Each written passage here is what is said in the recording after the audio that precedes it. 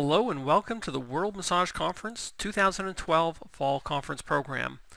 I'm Eric Brown, and on behalf of my partners, Scott Dartnell and Melanie Hayden, I want to welcome you to our next presentation, which is how to design the wow into your virtual presentation, featuring Roger Courville. Now, before we begin, we'd like to thank our sponsors. Massage Envy's professional working environment was designed to meet the needs of massage therapists, from spacious rooms to high-quality equipment and supplies.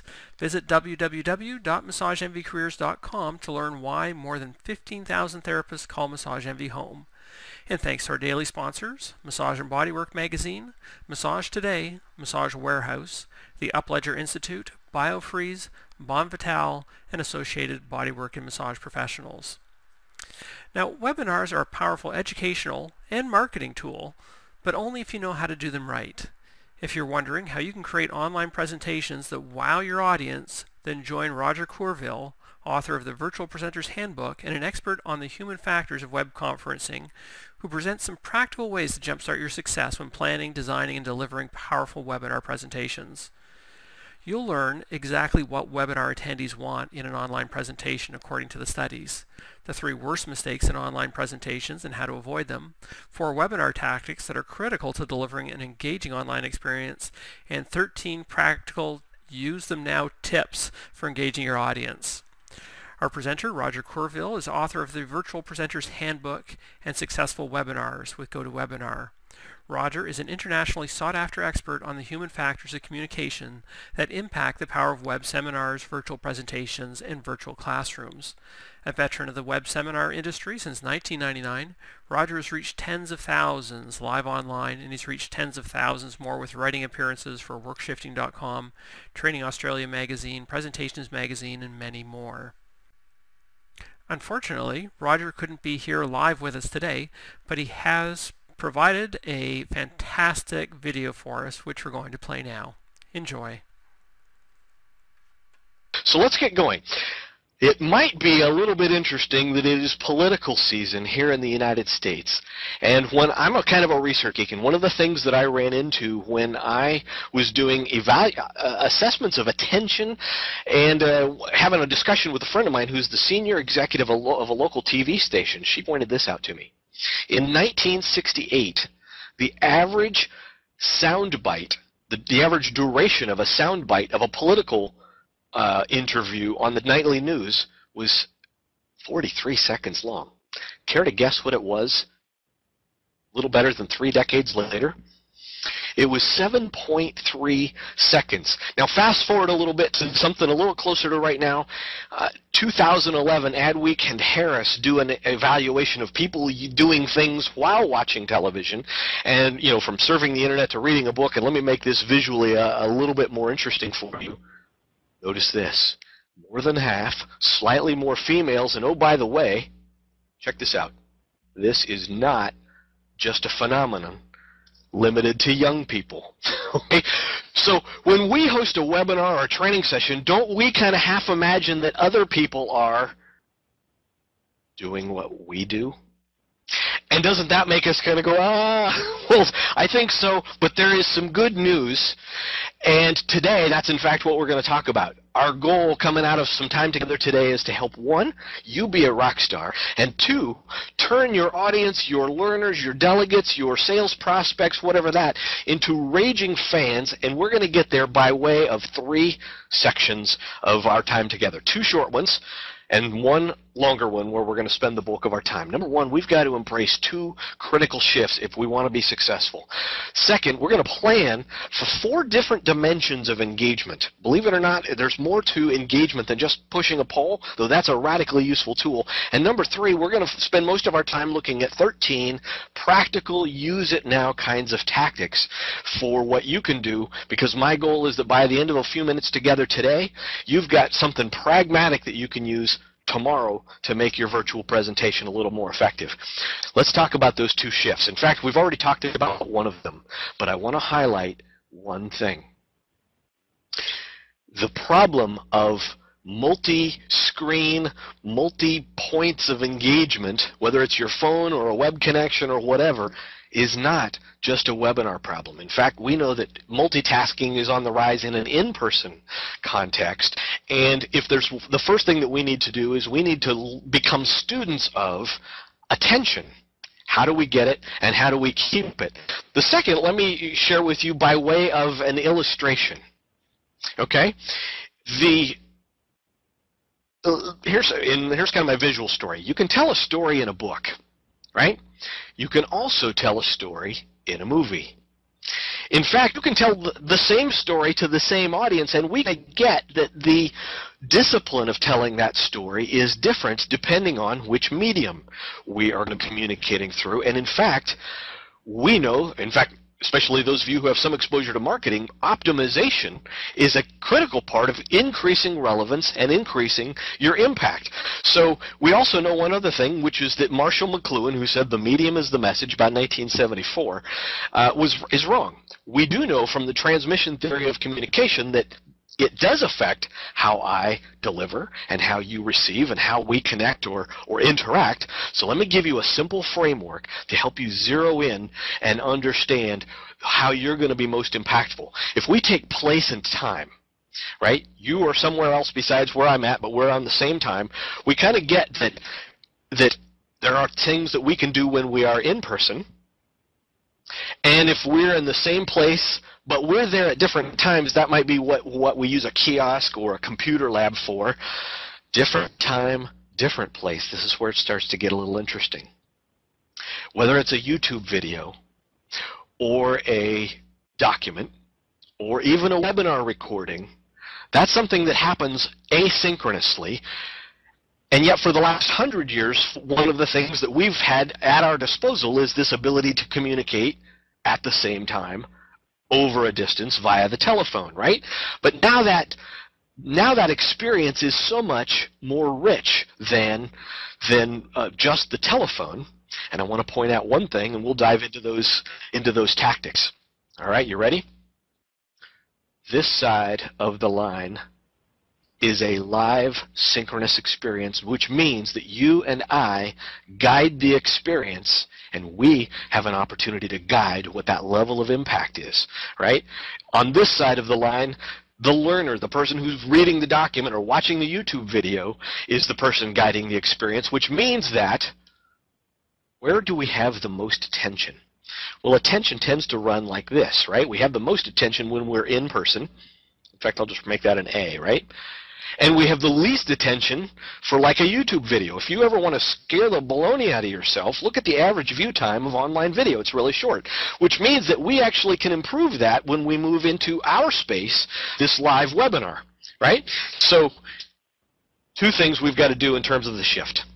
One, become students of attention, and two, optimize for the medium, which means that maybe what that typical marketing experience that you've had when somebody goes blah, blah, blah, blah, blah for 45 minutes isn't optimal. Today we're gonna do something significantly different. All right? So that's embracing the two critical shifts. Let's talk about the 4 dimensions of engagement.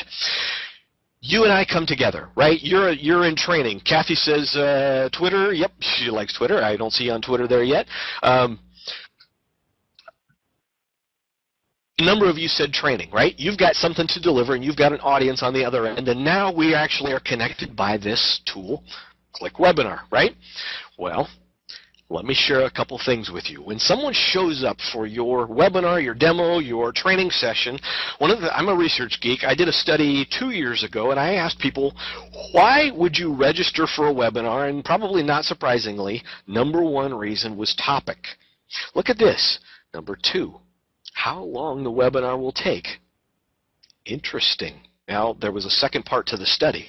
When I said, when you attend a webinar, how important are the following? Instead of multitasking on other things, number 1, I want something useful, presents how-to or actionable ideas or data. Look at this. Third one down, stories or example to illustrate facts. Compare that to presents market data. Do people need more data? No. What I need is understanding and meaning and application. Positive effect, that's what we can deliver. Downside, look at number 2 and number 4. They want the real you. Don't read. I know the temptation is to want to be perfect, and it's good. The reality is actually somebody really wants you to be a real human being. And so here's where we go. If on our side of the equation we want to make meaning, right? We want to create that sense of understanding, and on the other side we want someone to react, interact, even take action. And our medium of doing that is click webinar. Now we've got to get clear on these other two dimensions. We've got to design an experience that now is probably not comfortable for us and may not be comfortable for you. There's Kathy on Twitter. Thank you, Kathy. And figure out how to do that in a manner that's natural and human-oriented, right? So here's the benefit, and we dive into the tactics from here on out. We understand that the richness of that experience starts with hearing, because we start with what we know, the telephone. In fact, most of us are pretty comfortable with the telephone. And then many years ago, we started to add the visual component, right? Long before video was really useful on the web, we could show a PowerPoint slide. And now we can even show us and make that connection. Today, we have a large audience, right? So that's something that where it's kind of one way, whereas in a meeting or a small training session, that might be multi-way video. But what is another element that is critical to the adult learning experience? Right? Adults bring presuppositions, knowledge, the need to wrestle through what it is that you're sharing. And very commonly, it's that opportunity to interact where you will have that greatest amount of impact. So that's the kind of going from here down to here. And now the question is our 4 dimensions of impact. How are we going to tell our story, deliver our training, communicate that knowledge with a higher degree of impact? How are we going to make this a natural human being to human being kind of relationship? And in the process, design so that we can improve attention, if not cognition and retention, and be authentic in the process. All right? So that's the 4 dimensions of engagement. Let's dive into those 13 things. I'm also going to just do a double check. Kathy said, I don't want to leave early, don't want to miss anything. You know what, Kathy? FYI, being recorded, so you'll get that. And also toward the end, I'm going to make public the handout that summarizes all of this. And if you have any questions, obviously you can contact Click Webinar or myself, and we will make sure to get you squared away. Point number 1, I'm going to be really brief on this, but I really want to emphasize this. If you want to rock, let's start with our voice. If you want to rock it, I want you to back away from the speakerphone. Or, if it's in your case, computer, mic, and speakers. 1, they vary widely. 2, you set a precedent for people on the other end. And what's one of the common things? You get into a web conference, and someone starts to go, oh, I'm hearing some feedback. Well, why? Good computers often have noise suppression built in, but sometimes, a lousy computer, you can't control that. You might be getting feedback because they got their speakers up too loud, right? Headset, voice over IP, or headset on the telephone, definitely the best way to get a good quality recording, deliver a great experience, and set a good example for your audience. Now let's talk about your voice. I learned this trick from Roger Love, who wrote a great book and audio CD called Love Your Voice. Now, he's one of those guys that's got one of those voices that you hear like on a movie trailer, right? Let me share with you, before I share with you the example, let me share with you a study that came out in 1979 that I think is kind of interesting. They did this analysis of people with orofacial deformity, cleft palate specifically.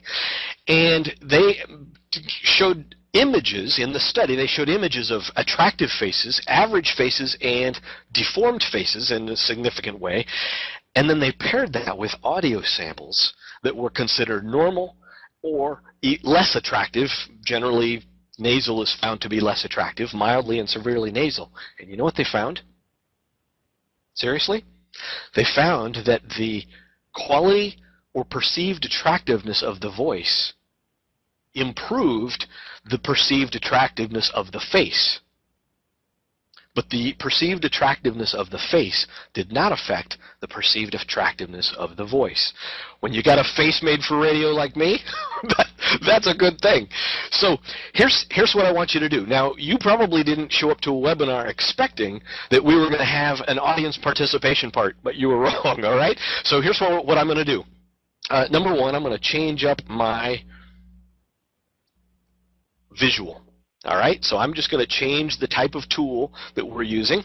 Here we go. So I can back up and show this to you, and I want you to do this at the same time. Are you right? We cannot change the voice that we were born with, but we can change how well we use what voice we were born with. Okay? Here's the fastest way to get there, to find your own optimum resonance, the one that you are made for. Number one, I want you to take a couple fingers, all right? Put your fingers on like what us guys call our Adam's apple, right? Your larynx. And I also want you to, I'll stand up here a little bit, I want you to feel where your diaphragm is in terms of where you want to breathe, and I want you to purse your lips and go from the top of your range to the bottom of your range, all right? Ready?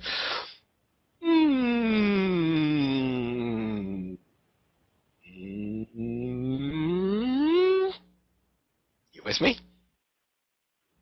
Well, you're looking good in the back row, even though I can't see or hear you, all right? Here's what you want to do.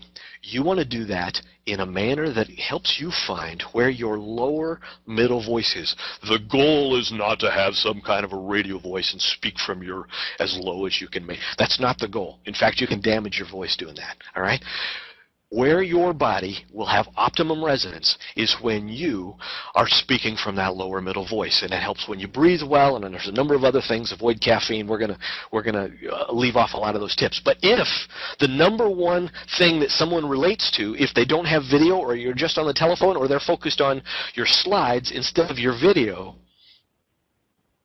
your voice becomes actually more important psychosocially in this environment. I've done 2 different studies where quality of the presenter's voice was ranked really high. In fact, one time, number 2 out of 17 different success factors was quality of the presenter's voice. Now I'm going to go back to, here we go, back to that layout. Are you with me? So number one thing you can do, work on your voice. Now let's take the next step and say, how can we optimize how effective we are on our webcam? Okay? So I think it's really important for us to make it work for us and not be something that hurts the cause. Again, another study from my company. Last year we did a study of 1,200 people. Or more accurately, it was a survey. And we asked the question in several different ways, and here were 2 points of comparison. We said, if you have experienced leading meetings or webinars using video, like a webcam, when using video, and you can see right here, we had leaders rate themselves. I still work to create good presentations. I pay attention to my lighting. I feel comfortable being on camera. Now, bear in mind, this was a 5-point Likert scale, meaning 3.5 was kind of the average, right? Which means that, well, that was 3.49. I guess 3.5 would be a little more like right here, right? 3.49 still means that half of our audience isn't even comfortable with it yet. I'm going to give you some tips about how to get there. But look at this. When we said, when you're an attendee and someone else is leading the web conference, I find distracting or annoying when, notice the difference, when the leader has distracting mannerisms or gestures, the number one thing. And oh, by the way, look over here to the right. 3.8 versus 3.78 statistically is the same number. Has a cluttered or distracting background. Now, what in the qualitative responses, people came back and said, when you have that window open behind you, the shades up on that window, I want to watch the people that are in the street behind you, or I'm trying to read the books on the bookshelf behind you, that kind of thing. Now again, this is 3.5 is kind of the center, meaning half of our audience still statistically cares whether or not you're acting as if you're aware of what's going on. Okay? So here's a couple things that you can do about it. 1, make eye contact strategically. Audiences actually indicated that they don't care that you make 100% eye contact virtually all of the time. But let me demonstrate. I'm not going to move any slides for a moment, and let me demonstrate.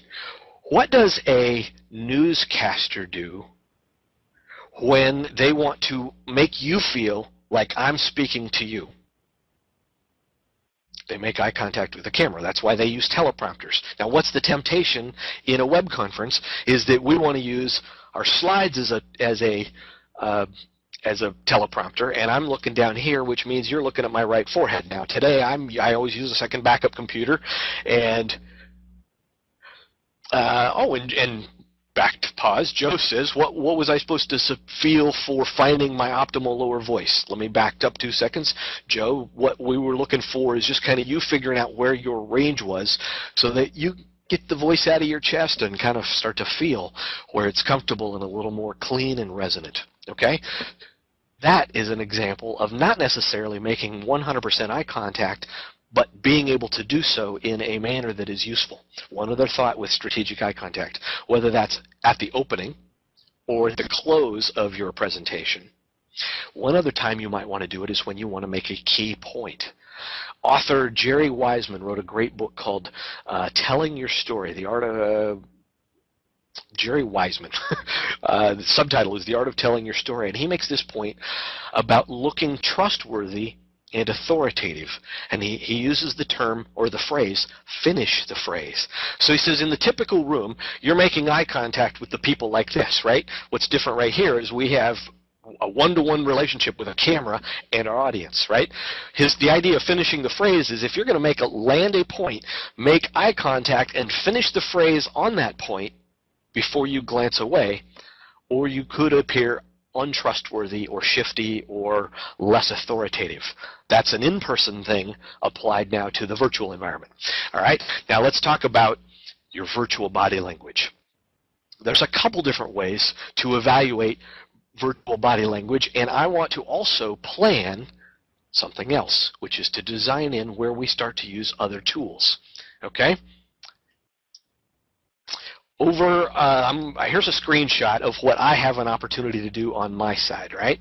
So I can select the camera, and I've got an example of tools. And notice one of the options that Click Webinar gives you is to use an avatar, right? And when you click that, you've got the ability to come up with something a little bit fun, or even something like this, where you take a picture of yourself. Now, is there ever a time you wouldn't want to appear on camera?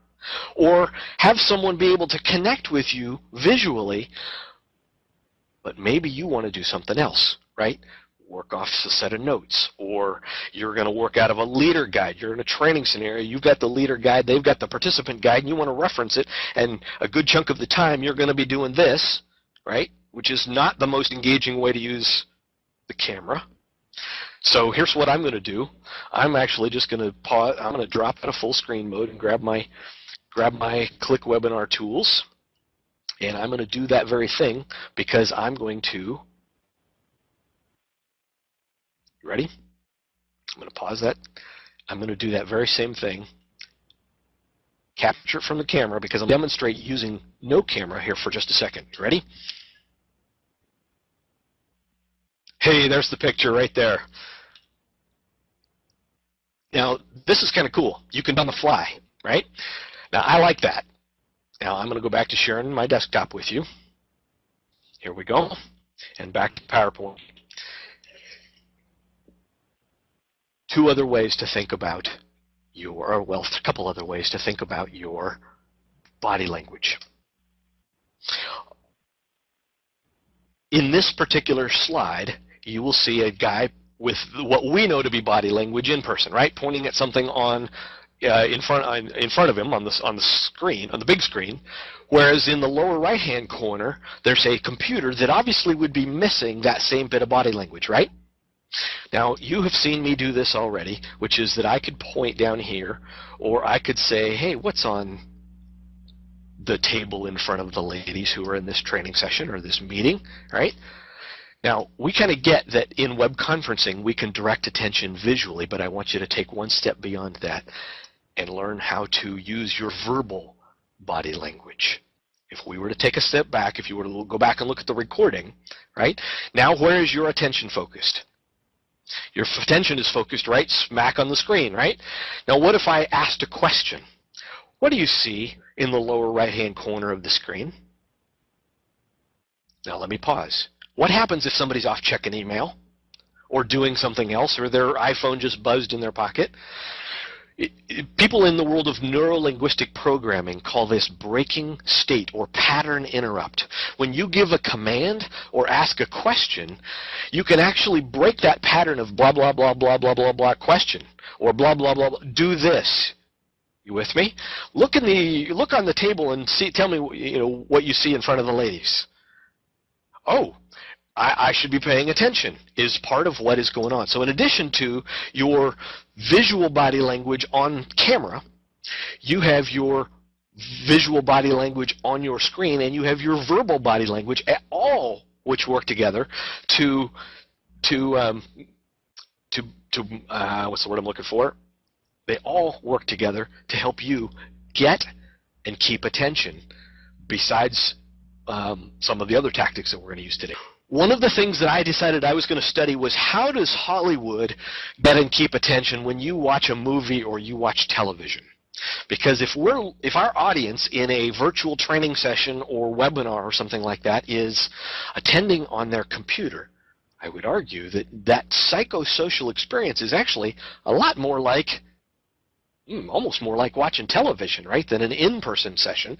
So I went to the website of my local. Hey, Gigi. Well, hello from Romania. My hairdresser's from Romania. Thank you for being here. So I went to the website of my local public television station, and I decided to watch an episode of one of my favorite shows called History Detectives, and I decided I was going to count the number of camera cuts. Now, in Hollywood language, this is when they change from one camera to another camera, or they change the scene, and they do it to keep attention. Now, here's the thing. This was a 17-and-a-half-minute episode of this story, this documentary on History Detectives.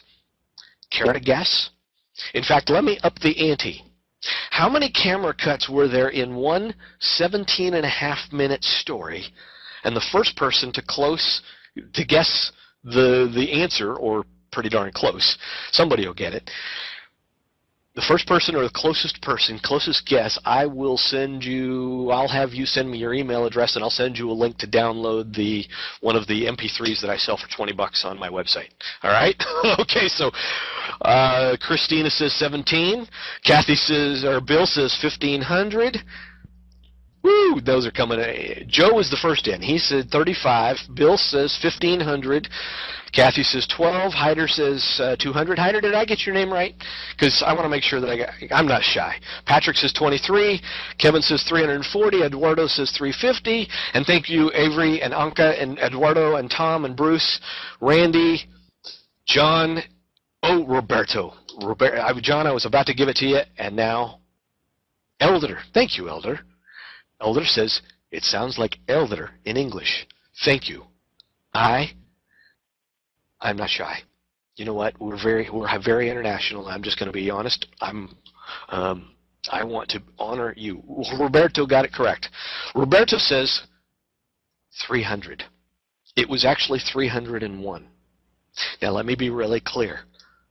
I am not saying that you have to change your PowerPoint slides every 3.5 minutes, okay? Are you with me? I'm not saying that you have to do that, but what we do know is that change gets attention.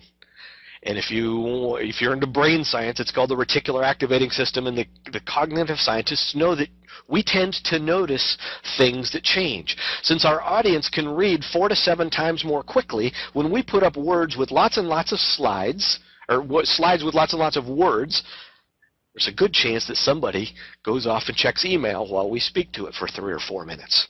Okay? Now, I'll come back to that. Now we're going to integrate channels of communication. I'm going to keep the image, your attention focused on the slides here for just a second. Right? We take in information. When we want to get and keep attention, the experience is both audio and visual, right? And those are separate and simultaneous, and we benefit when they work together. Now, to continue with our television analogy, and this is a picked screenshot of Camtasia, which is a video editing software. Here's what you know that TV people know, right? There's an audio track, right? And they tend to go, oh, the audio track is separate from the video track, is separate from, in this particular case, what's being recorded on the desktop, in this case slides, right? There's a picture of the little face made for radio. Now what happens when we want to take a lesson from Hollywood for our webinar? It's useful sometimes to go, my slides aren't the only thing that has to carry the day. Let me share with you one example of telling the story. So I was working with one audience, and this particular story was useful for them. It was out of a book called "It's Not the Big That Eat the Small; It's the Fast That Eat the Slow." Jason Jennings and Lawrence Houghton were visiting the management team of the Toyota manufacturing plant in Tennessee in the United States, and they said, how do you and how do the workers here create value? And the management team said, well, why don't you walk out and ask anybody how they create value? So they walk up to a guy holding a broom and said, how do you create value here at this manufacturing plant? And he says, well, you see over there? Over there you see a lot of robots. Now there's a lot of people that work here, but there are a lot of robots that are part of manufacturing these cars, and those robots are run by computers, and dust is the enemy of the computers. And my broom is the enemy of the dust. You with me? So here's kind of one lesson and a way to make it pragmatic, because I don't expect you to do slides the way that I do. Okay, I want you to make this work for you, but I want you to not be afraid necessarily to use more slides, because there is I think a myth in the corporate world, which is that a slide has some duration of time. Now, if you were to go watch television, you know that they stay on one scene for quite a while, and then they go through several camera cuts at the same time. Pacing and pausing is naturally what we do as public speakers or trainers or, as conversationalists, but somehow we miss that translation when we think about the visuals in our webinars or virtual training classes. And so I want you to tease apart your deck now that we move to the visuals, and maybe think about 3 different types of slides, right? Obviously, we've got to share the content and the data and, tell our story. Now, you may or may not decide to tell a story visually like I just did as an example, right? But I also think it's useful sometimes to reiterate visual instructions for people who either logged in late, or maybe they just have a preference for visual learning, or maybe you're working with an audience who finds your native language secondary, right? So I work with a lot of English as a second language audiences, and sometimes it's useful to show, not just tell.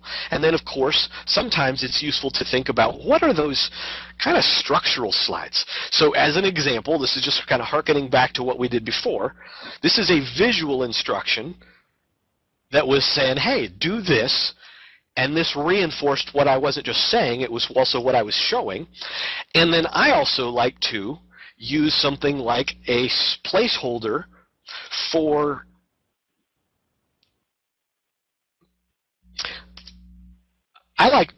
use a placeholder, and I'm just going to cut back from full screen PowerPoint to showing you what they call slide sorter view. For me, I use like this in the upper right hand corner. You see this big blue slide is kind of the main section holder. This is kind of like that main, what's the word I'm looking for? Section divider. And I use something like this as something that divides up each of those points. Okay, so not a right or a wrong, but that's what I mean by that kind of structure element. Design for a new visual environment. Okay? Here's the thing. In our hyper-connected world, you know that Apple sold more iPads than any PC maker sold computers last quarter. And like our friends Click Meeting have an iPad element. All right? What does that mean if someone is on a screen that isn't like your 15-inch screen on your laptop? Right? What might their experience be? So here's an example. from your point of view, which is the smallest acceptable font size? You with me? So here's what I want you to do. Look on the screen and kind of put your finger, figuratively or literally, on the smallest font size from your point of view. Now, maybe somebody in our audience is on like a 13-inch netbook or tablet. Somebody might be on a large screen computer. Here's what I want you to do. You ready? What size was the minimum? Now, here's one thing I'm going to do. I'm going to fire up a poll and ask you that question. All right? Oh, some of you beat me to the punch. So Eduardo, Wanda, Tom start typing it in. But let me do this. I'm going to, let's vote, and then I'll show you the results kind of everybody, all right? So there you go. So there is that font size. So Paul and Tom and Joe and those of you who typed it in, thank you for jumping right in. There you go. I'm going to let it roll for just another second. You with me? All right. 2 more seconds. 3, 2, 1. Here we go. Check that out. That's what your peers in our audience today. If you kind of look around the virtual room, that's what your peers are are saying, which is, hey, a good bunch of you say 24, 20% of you say something like 24 point, another 12% say 30 point. Look at that, 32%. A third of you say 42 point is the lowest acceptable font size from your point of view. Now let me ask you a rhetorical question. How does that compare to the average PowerPoint experience in your organization? Kind of scary, isn't it? Right? I'm going to head back to sharing here, and we'll keep on rolling. So the thing that I think is really useful for us to remember is that it's not wrong that you're let me go back right here, share my, I'm struggling with speaking and there we go, speaking and pushing a button at the same time, but I'm just not going to be shy about it. Here's what we want to remember. In our average organization, typical PowerPoint has like a 24 or 30 or 32% headline, and by the time you get to that second return bullet on there, we're often down to 20 point, 18 point. I've seen it as low as like 16 point font. One other thing that I want to do, here's a really quick way for you to do an analysis. So let me grab a slide, right? And this is what they call the normal view, and this is what normally comes up in PowerPoint. In fact, I'm just going to insert a new slide and go, okay, if we look at a new slide, here's typically what we do, A, B, C, and we go like this, right? If you ever want to test, do a quick down and dirty test of how this might appear to somebody in a different visual environment, see down in the lower right-hand corner, I'm on PowerPoint 2010, and depending on whether you're on 2010, 7, 3, you might be down here and it might be up at the top. But take this view right here and shrink it down. Maybe just overdo it a little bit and go, would that be readable to somebody who is on an iPad or a 13-inch netbook? Or something like that. You with me? So the goal here is to say, how do we get into the shoes of our audience when we're in a little different kind of an environment? And more importantly, how do we make sure that we cater so that they're not having to do the squint thing so that we can more effectively deliver our message? Okay? Now, I've purposely left my camera off up until about this point. We're about done here. A couple final points, but I want you to think about how we've created a sense of presence today. Okay? I like the way Chris Brogan puts it. In fact, it didn't take Chris Brogan to do this. Your mom or your kindergarten teacher told you that one of the things that people love the most is the hearing their own name. And one of the things that I think is often missed is us taking advantage of the fact that we can be live in real time and say, you know, Joe said, what was I supposed to feel about finding my voice? And we could respond in real time, right, instead of waiting till the very end. Now, here's kind of like a standard view of, you know, the out-of-the-box view of of Click Webinar, right, when we can pull up a whiteboard or something like that. And more importantly, over here on the lower left is where the chat comes up. Now, that's not wrong, but you don't have to necessarily leave it there. You can make it larger, like when you're, you know, sharing, taking somebody to a website, which is one of the cool features, or, and probably perhaps most importantly, the same kind of thing we do in a virtual audience. You go to an association meeting, you host a training session, right? You got the little table tent on the desk in front of them, or they wear a name tag, and what do you do with that name tag?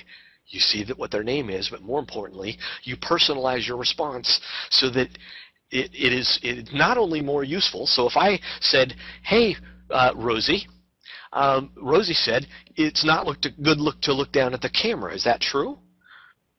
Well, audiences don't mind if you look away from the camera sometimes, but you want to make eye contact for key points, right? Now, if I'm speaking to Rosie, doesn't that help get the attention of everyone else as well?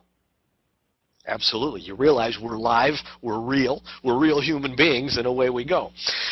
Two other things, and frankly, tell you what I'm going to do. I'm going to drop out of that. I'm going to turn my camera back on, and we're going to close it up. Let me go back to here, turn my camera on. Remember that any change of medium transforms what we can do. We can't do some things in the virtual classroom or in the online meeting that we can do in the in-person meeting. Duh, we get that part. But we also often stop short of discovering things that we can do better, or maybe even new or different that we couldn't do in the in-person classroom or online meeting or webinar or training session. You with me? So if you stop and think about your analog activities, the things that you're doing, you map those to your tools, and now you'll also, as you get into it, discover things that you can do, right? So if you're normally going to a conference room and put something up on a projector, now how might you put up a website, or share a desktop, or upload your presentation, or how do you whiteboard, or brainstorm, or how do you keep your eye on your audience? You with me? One of the cool things that you can do is that kind of thing. In fact, you know, one other thing I was going to share, I'm just going to do this right here and now, because I missed it earlier, and this is just the nature of going live. Are you with me? The nature of being live is that sometimes you don't say what you intended to say. And here's one of the coolest features. Rubber Chicken and Roger Courville here to tell you about the 3 reasons I put together the template that I did, and now why. I pushed the wrong button. Entirely my bad. So one of the coolest things that we can do in the context of Click Webinar, and I point this out because this is not something I have seen very often. Almost all web conferencing tools do not have this, right? Which is the ability to play, and you want to use and have an instructional video and be able to go stop it and go, hey, look at this. I've got a client that teaches auto mechanics how to repair vehicles using webinars. True story, right? They don't have this feature. When I saw this, I went, ooh, cool. Now, what might we do when we're talking about directing attention, right? We've got the video. We've got this other video, and now this becomes a key part of that experience that we can deliver. I would loathe to have missed pointing that out when I was talking about the various ways that we point and or deliver virtual body language, because you can annotate a piece of video as well as anything else. So, final thoughts. Remember our 2 big shifts. We've got to grow as students in the attention economy and optimize for the medium. And remember, there's 4 different ways that people will engage with you, right? They'll engage with great content and great story even before you interact with them or push a poll or share a video or something like that. But critical, as you move into this as a unique medium and take advantage of the things in this medium, you can design and deliver more effectively and bring the real you to bear in a really powerful way. A couple points of review: lose the speakerphone. It'll do you a favor, do your audience a favor. Use that lower middle voice. Find that place where your body resonates and your trustworthiness and authoritativeness will go up. As you move into using your video, make your webcam work for you, right? Remember that we've got a different set of dimensions than when we're walking around a room and waving our arms, right? Our body language is a little differently, and we want to make eye contact strategically at those key points in the presentation. When you think about not just the video, but the visuals, learn your virtual body language, not just the video part, but your verbal body language. Direct attention. Hey, in the upper right-hand corner of Click Webinar, you'll see this, right? You got with me? Or point, as we often have done, and design in where you use those tools. One other thing that I'll point out here, right? So I showed you something like the video chat, where we just go to something like this, or we go video and text, right? Or we just say we need to show all the windows or just the presentation. We've got the opportunity to go, I can be more strategic than just showing a piece of PowerPoint, and now we can integrate those channels of communication and go audio, visual, video. How does the sum total of that work together? When we're talking about just those slides, don't be afraid to keep it moving and get and keep attention by freeing yourself of those shackles that a slide has to be 2 minutes long or something like that, and design for a new world. Right? We don't know how it's going to be perceived on the other end. Now you're going to be a little more conscious about that. And then when it comes to interacting, right? Consider maybe dropping out of PowerPoint. Use an active agenda. Discover those new ways of connecting with, interacting with, going, this configuration of tools would suit this part of the discussion or the demo or the training session or my webinar. And you will find that people will come to you and go, wow, that was awesome. And you'll find that the value that you create for yourself professionally as you take these skills through the rest of your life, for your team, for your organization, for the shareholders of that organization, and probably most importantly, for your audiences, they will come back to you and go, thank you for caring enough to plan, design, and deliver a little more wow into your virtual presentations. With that, I want to say thank you. You've all been a lot of fun. Now, I'm going to stick around for as long as you want to hang out. We'll formally wrap it up. I know probably some of you have to get on to meetings. If we don't get to your question, you can hit thevirtualpresenter.com, send me an email. Hey, 1080 Group, Rubber Chicken, and Roger Courville here to tell you about the 3 reasons I put together the template that I did and now why I'm making it available. Well, let me start with that. I just kept getting asked, where do I find a template like what you've put together? And the answer is, I don't know. I made it up based on the behavioral analysis and evidence in psychosocial research that I found out on the web, and nothing's like it. So I made up my own. Number 1 reason, we've got to keep things moving. Old paradigm, you're the presentation, your slides are for support. New paradigm, people are consuming your webinar like they consume TV or media of other sorts, meaning fast forward, multitask, do other things. We've got to keep it moving, number 1. Number 2, it's got to be visual, right? But it does take a lot of time to go find just the right visual, those pictures, and sometimes we don't even have budget for stock photos or those kinds of things. So how do we use words? Bear in mind that the brain perceives words like visuals. If they're simple, it's still useful to use words as opposed to just pictures alone. Number 2, we've got to have road signs. I don't think we get by with just having the same old template on page, same old thing on every slide, right? TV and movie doesn't do that. They don't put everything in the same scene. Even people on stage who have to change scenes, but we put the same PowerPoint template on same thing on every slide. No, it needs to hang together thematically. Doesn't mean every slide needs to be the same. Final thought here. It needs to be fast. Number 1 pain point we have when putting stuff together, the amount of time that it takes to do that. So how can we do that in a way that accommodates words, presents something visual, and keeps it moving? Well, now you've got the answer. 1080 Group's Rapid Webinar PowerPoint template was designed just for that. Enjoy. Let me know how it works for you. I look forward to your webinars even more now. Thanks. I'd like to thank Roger Courville for allowing us to rebroadcast that video webinar. Some great information on virtual presentations.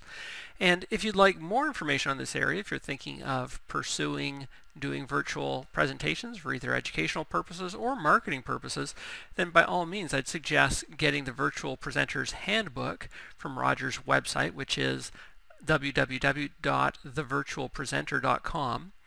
Look for the Virtual Presenter Handbook. It's only $1.99. It's a bargain if you get the downloadable version of the book, and it does have another webinar that you get access to through the handbook that focuses more on using webinars for education. So I highly suggest you check it out at thevirtualpresenter.com. And before we go, I'd like to say thanks to our sponsors, Massage Envy. Massage Envy offers steady client flow, competitive wages and benefits, full and part-time positions, and a respectful, positive working environment.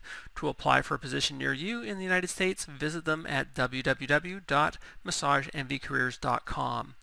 And I'd like to thank our daily sponsors, Massage and Bodywork Magazine, Associated Bodywork and Massage Professionals, Massage Today, Massage Warehouse, the Upledger Institute, Bon Vital, and BioFreeze. Remember that all of the 2012 presentations are recorded and available to watch online anytime until March 31st, 2013. You'll also be able to download MP3 audio files to listen to on the go, or just save them to your computer and create a fantastic massage library. If you've opted for the CE certificates, then be sure to take the quiz right now by clicking the quiz button below this broadcast window. And be sure to check out the virtual trade show, where you'll find lots of specials and information on products and services provided not just by our sponsors but by the presenters as well. And stay tuned to World Massage Conference, as our next presentation will start shortly. On behalf of myself, Eric Brown, and my partners, Scott Dartnell, Melanie Hayden, we want to thank Roger Courville for this presentation today and hope you enjoy the rest of the conference.